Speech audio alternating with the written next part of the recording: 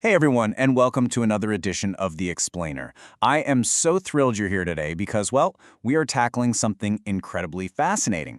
We're going to decode the human mind using a framework called internal family systems, or IFS. If you've ever felt like your thoughts and your emotions are playing this exhausting, never-ending game of tug-of-war, this explainer is going to be an absolute game changer for you because understanding this system, it doesn't just give you a new vocabulary. It actually removes that heavy shame of feeling like you're somehow broken, and it shows you exactly why your mind is working the way it is. Seriously, think about it for a second.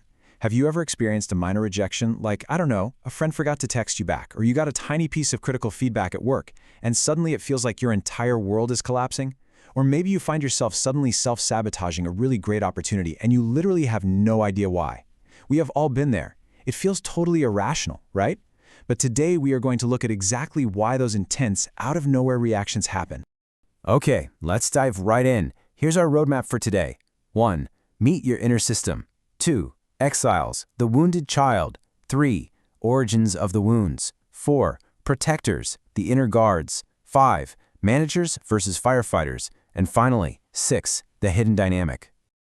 All right, Section 1. Meet your inner system. Discovering the cast of characters inside your mind. So imagine your psyche isn't just one single solid block of identity. Instead, think of it more like a house, and this house is completely filled with a cast of different, distinct roommates. The core premise of internal family systems is that the mind is composed of multiple parts or subpersonalities. Now, to be super clear here, these aren't literal entities or multiple personalities in a clinical sense. They are just incredibly useful metaphors for understanding our competing thoughts, emotions, and behaviors. Every single person has these parts, and they all have their own perspectives, their own intentions, and their own specific jobs to do inside that house. They interact, they argue, and yeah, sometimes they completely take over the living room. Moving on to Section 2. Exiles, the wounded child. The vulnerable parts carrying our deepest pain. That brings us to the very first roommate in our inner system. And for this one, we really need to bring a lot of empathy and gentleness to the table. We are talking about the exiles. Exiles are the tender, wounded inner child parts of us. They're the parts carrying our absolute heaviest emotional baggage. Things like deep sadness, profound shame, feelings of unworthiness, or just intense fear.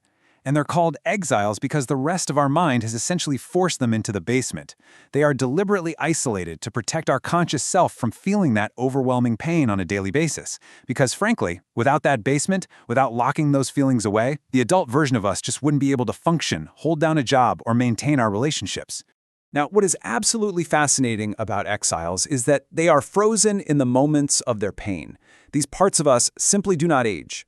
If you were deeply hurt or felt utterly rejected at, say, 7 years old, that exile part remains exactly 7 years old. They remain stuck on a loop, vividly reliving the exact moment they were hurt or their needs were ignored, desperately waiting for someone to finally listen to them. They don't know that you grew up, got a job, moved out. They are still right there in that childhood bedroom. Section 3. Origins of the wounds. How our heaviest emotional baggage is formed. So, how do these exiles get formed in the first place? Let's slow down a sec to honor the real emotional weight of this, because the origins of these wounds usually happen very, very early in our lives. Exiles are formed through a variety of painful experiences. Sometimes it's from big T traumas, major obvious events like severe abuse or a significant loss. But very often, and this applies to nearly everyone by the way, it's the little T traumas. These are the subtle, everyday experiences of chronic childhood criticism, emotional neglect, or just having your core emotional needs consistently unmet. When a child's needs for safety, love, or validation are ignored, the mind makes a trade-off. It designates a part to shoulder that resulting emotional weight.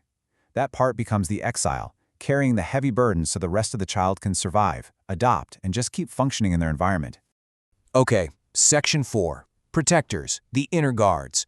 The defense mechanism shielding our vulnerabilities. Now, your mind can't just leave all that raw, vulnerable pain sitting out in the open. It needs a highly effective security system. Enter the next cast of characters, the protectors. Think of them as the overzealous bouncers of your mind. Which leads us to a really fascinating question. How exactly do these protectors do their job? How do they keep those wounded exiles hidden away in the basement so we can actually get through our workday and our lives?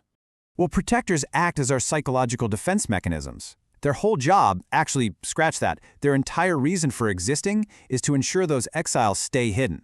Now, they might seem harsh, frustrating, or even destructive sometimes, you know? They cause us to snap at people, avoid risks, or act out in ways we later deeply regret. But their underlying intention is actually fiercely protective. They're just trying to help in the literal only way they know how, by keeping the pain locked away. So the next time you snap at someone or totally shut down in an argument, realize it's just a protector jumping in, trying to keep you safe from feeling a much deeper hurt. The most crucial point to understand here is that protectors are terrified. They wholeheartedly believe that if an exile escapes and brings all that frozen, unresolved shame and sadness up to the surface, the entire system is going to suffer a catastrophic emotional meltdown. They think, if I let you feel this sadness, you will literally never stop crying. If I let you feel this shame, you won't survive it. So they work overtime 24/7 to keep the lid on tight. Section 5. Managers versus Firefighters. The two distinct strategies of our protective guards.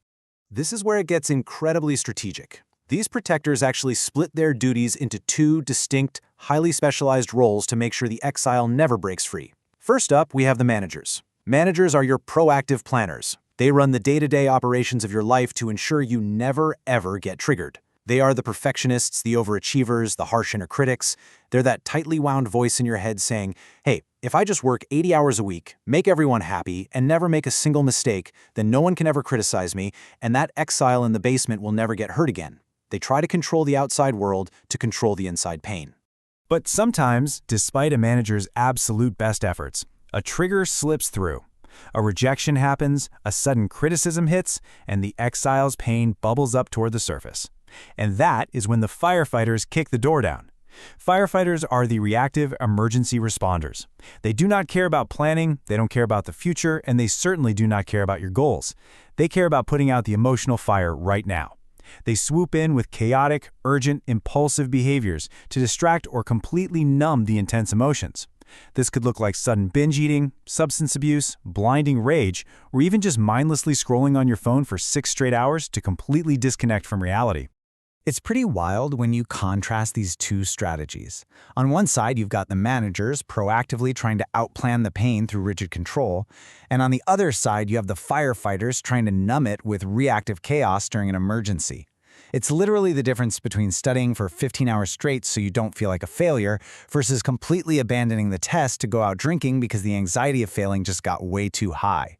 They look like total opposites, right? But they are both protectors. They are both desperately trying to shield the exile. Which brings us to Section 6, the hidden dynamic, how the system works together and against itself. So let's see how all of this builds into the hidden dynamic that plays out inside of us every single day. When you put all these roommates together in one house, you get a totally exhausting internal tug of war. Your managers are fundamentally depleted from trying to control everything and everyone around you. Your firefighters are wreaking havoc on your life and your goals with their impulsive emergency responses. And your exiles, they're still sitting down in the basement, carrying the original pain, just waiting to be heard.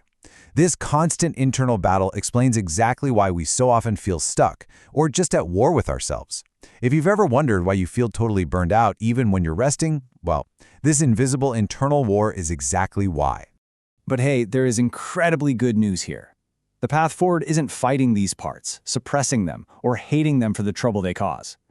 Healing begins when your adult self, the core, compassionate, calm part of who you are, finally steps in. It's not about battling the inner child or conquering your defenses.